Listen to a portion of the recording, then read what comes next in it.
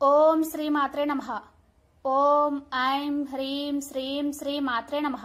40వ శ్లోకం.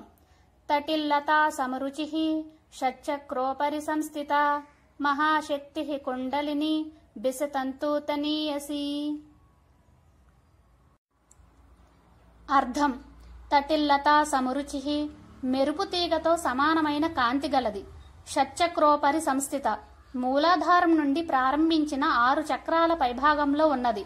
1 మూలాధారము, 2 స్వాధిష్టానము, 3 మణిపూరకము, 4 అనాహతము, 5 విశుద్ధ చక్రము, 6 ఆజ్ఞాచక్రము.